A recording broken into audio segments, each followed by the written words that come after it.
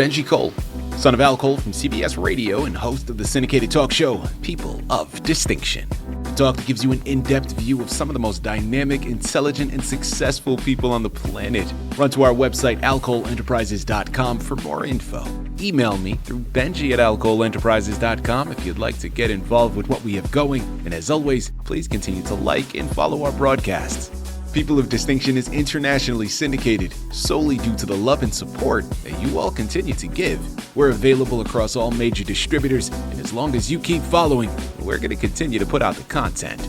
Now sit back and strap in, because on the line with us today, we have the impressive Darnice Harrison. And we're going to be discussing her incredible book, My Journey, My Los Man. It's Amazon, it's Barnes & Noble, it's a lot of other places. Type it into a search bar, sit back, and be greeted with it all. And before I go any further, I want to take this opportunity and point out the fact that Darnice was brought to us by Citi of Books. So for writers out there listening in who have gone through their process and now you find yourself at a crossroads, right? Because now you need some assistance moving the book you just developed. Head on over to citiofbooks.com and gather all the ways that their fantastic team is more than equipped to help you do just that. People, what happens when modern medicine hits a wall and the only voice left to guide you isn't from a doctor, but from God? Okay, well, that's an interesting question, and it's one that gets to the heart of the book, right? That's the exact moment when her son, a promising athlete, was left in a coma. And faced with an impossible choice between life and death, she didn't consult a second doctor. She listened to a divine whisper. This is the story of navigating a tragedy when science says one thing, but your spirit says another. This is remarkably compelling, and one, man, for any parent out there listening, and myself included, oh my goodness, could there be a bigger fear that we have? Watching our children grow, you always want to make sure that you protect them in every way possible. But unfortunately, we can't, right? There are some unexpected things that come up, and we dread being in a position like this. Sit back, strap in. We're going to hear an amazing journey that may just shift the way you look at yours. Darnice, first and foremost, welcome to the network, and thank you very much for being with us. How are you doing today? Oh, I'm doing great. Thank you for having me. Absolutely. Darnice, listen, it is a pleasure. I think, like I mentioned, man, one of my biggest fears, I have two beautifully young children, and man, when we were doing research and preparation for today's discussion, that was something that had my heart racing, right? Because, of course, you're looking at this book, it's hard not to put yourself in that position, right? And reflect on that journey. So we are incredibly grateful that you have written the book, and even more so that you're here with us to discuss it. So let's start off first and foremost, before we jump into those pages. Tell us a little bit more about your background. I was born in Cleveland, Ohio, and I was raised by my grandmother in a family of 12. She had 12 kids, so I was raised with my 12 aunts and uncles, who I really didn't know they were aunts and uncles for a long time. I thought they were brothers and sisters. So it took a long time, about 6 or 7, when I really realized they were aunts and uncles. And then after that, I married at the age of 22, so having my children. Had 3 boys and a girl. I finished college, went to college after the kids a little older, and I got my associates and my bachelor's in business management.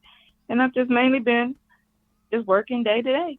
I've been a waitress, I've been a hostess, and now I've been an insurance agent, and now I'm working for a bus company, Cleveland RTA bus company now.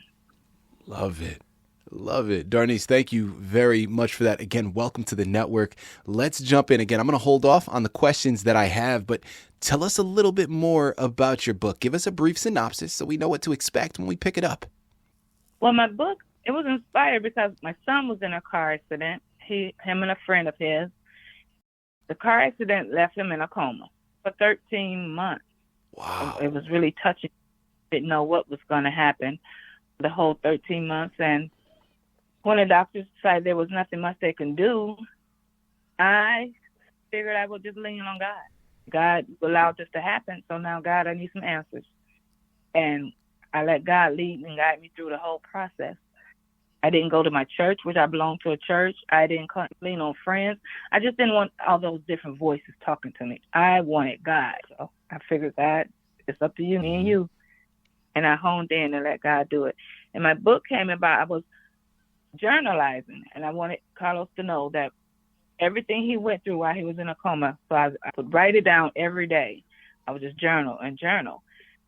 And then one day, God said, write the book.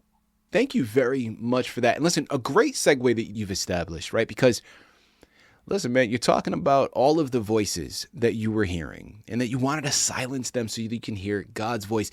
And that's where I want to go next because, listen, this is something that I think every believer, right? Every faith-driven person, they search for that, whether they're in a catastrophic situation like you or just in everyday life, right? I mean, I think we're all constantly trying to look out for God's voice, right? And what it sounds like and being able to delineate between our own voice, right? Our own conscience in our head. I want to go there next because your book hinges on hearing that voice. Well, in a moment of such profound medical crisis, how did you learn to distinguish God's voice from the desperate whispers of your own heart? Because listen, I'll say it, man, as a parent, and I started off by talking about this, as a parent myself, and I'm sure everybody out there listening in, all the parents out there can relate.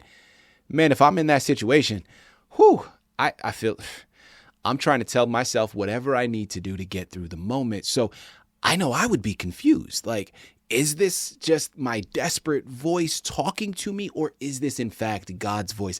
How did you delineate that?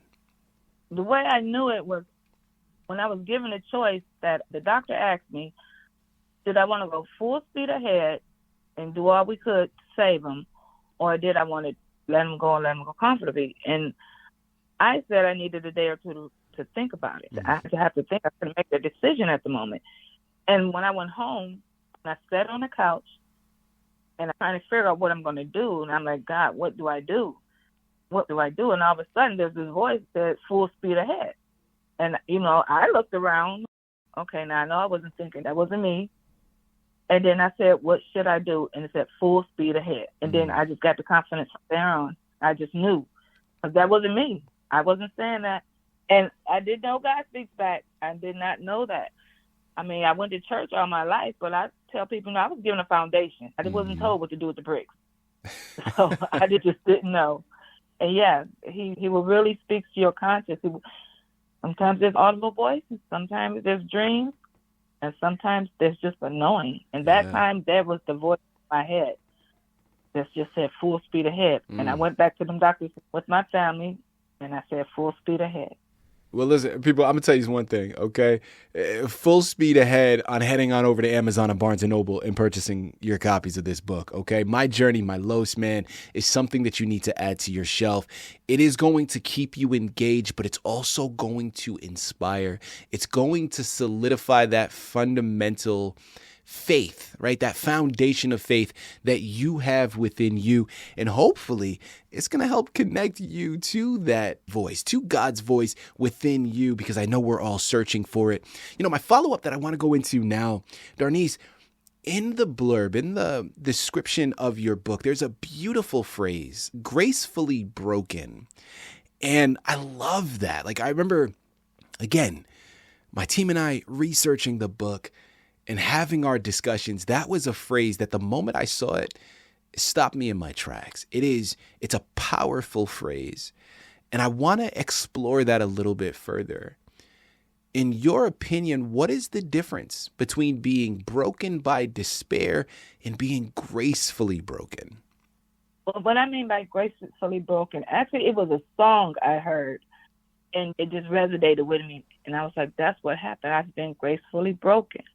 It's like I felt like God stripped me down to nothing to build me back again, but he did it gently. Even though what my son was going through, God was right there. I started receiving dreams, and I started being pointed to people who helped me interpret the dreams. And some of the dreams let me know it would be a tragedy, But then in the end, he was always okay at the end of the dream. So I started getting the grasping of that, okay, Carlos is about to have an infection or about to get sick, but he's going to be okay.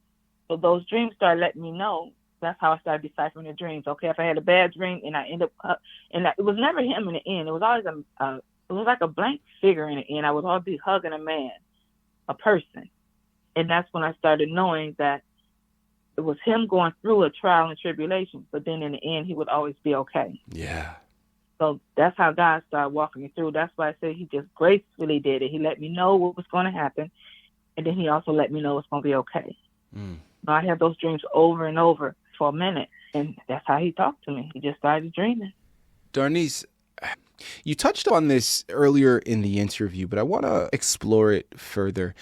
I oftentimes, listen, I love having guests on our network that have written memoirs, right? Have written books based upon personal experience. Because I think there's a lot of wisdom to be gained there, to be found there from a reader's perspective. Although I understand that from your perspective, yeah, that wisdom can be gained, but it also is reopening a wound. And I know in your instance, again, this was something that was dictated to you from God, right? It was something that, from an inspiration standpoint, it was really his doing that pushed you there. But listen, it's undeniable that you lived through this unimaginable experience and then you chose to relive it by writing it down. Was the process of writing your book an extension of the healing process, or did it in fact reopen wounds that you thought were healed that maybe weren't? Talk to us a little bit more about that experience and that writing process. Oh, when I began writing the book, it was very hard. Yeah. It was very hard to relive everything and to really write it down in detail the way it happened. A lot of times I would start writing and I would have to stop because I couldn't stop crying. Sometimes before I wrote, I would have to stop and pray. Holy Spirit, please. And then I even went back and read some of it like, oh, I wrote that? Because I'm like, no, that was not me. The way it came out. I'm like, wow, Holy Spirit really wrote that because I don't think like that. But it took a lot. I couldn't write for a month. And I pick it up and put it down. Then I pick it back up and then I pray and I ask about it and I say, Lord, please help me. Because that was 2020, and he was there. If you finish in this season, I will bless it. So once I got that word, I kept writing, and I kept writing, and I kept stopping, and I kept writing. I just had to push through. Oh, it was very hard. The aches, the pains, everything came back. It was like, because it was not even a year afterwards that I went to write it. So it was very fresh, rereading that and rewriting it, yes. It was hard. But with God's grace and with God's help, you can do it. Yeah. No, listen, I think that's a great point to bring up. And listen, as we close out, my final question for you here, Darnice, is what are you hoping readers take from the book? I mean, listen, when they go through, when they journey alongside you on this path, once they close that final page, what are you wanting them to think? What are you wanting them to take with them upon conclusion?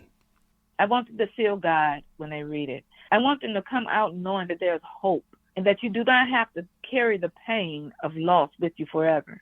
I want them to know that God will give you a comfort beyond your own understanding, that he will actually do that. I want them to understand that you can deal with it. You can live with the loss. Things does get better. God will speak and he will guide you. No matter how hard it is, if you lean into God and you allow him to walk you through it, he will speak to you. He will show you. He will even hold your hand. And he will let you know, it's okay. I am right here. He will do it. It sounds hard, and it is hard. There's nothing easy about it. But if you just let God do it, I want somebody's faith to be strengthened, knowing that it does get better, and it will get better. So I pray that it strengthens somebody in their faith, in their walk, in their prayer life. I have no doubt that is exactly what's going to happen. I really do mean this, man. Like, I challenge each and every one of you listening. And although I don't even think it needs to be a challenge, man, like, you listen to the discussion today and you know how valuable this book is. And I know a lot of you are already heading on over to Amazon and Barnes & Noble, and you're getting ready to purchase your copies of My Journey, My Loss, man. What I loved so much about this discussion is it's just a reminder for me as I reflect, like, We live in a world that often tells us to rely solely on what we can see. But what's beautiful about this journey and what is beautiful about what Darnice has informed us today is she reminds us of the power of churning into what we can feel. And I think that's such a key point, man. Like, we're always looking, as I mentioned, like, we're looking for God. We're looking for those obvious signs. And trust me, like, I'm right there with you, man. Like, I wish that it was something as simple as I could just pick up the phone, man, and I'm dialing the number and I got Jesus on the other line. He's talking to me, right? Like, man, that would be fantastic. It doesn't happen that way. But just because we don't see it doesn't mean it isn't happening. Doesn't mean there aren't forces behind the scenes that are pulling strings together to make us okay. And it's like, I firmly believe this. I've said this a number of times in the past. Like, I believe that God doesn't place anything on our path that we aren't strong enough to overcome. Now, it may not feel like that in the moment, but I firmly believe it. And I believe that her story is a testament that even when we are shocked by tragedy, we possess the strength to be, as she said, gracefully broken and mended back together. So you already know, man, head on over there, purchase your copies of this amazing book. And remember that sometimes the most profound healing starts when you finally let go. Darnice, this has been an inspiration. This has been a wonderfully delightful conversation. Thank you once again for being a guest on People of Distinction. Thank you. I'm honored.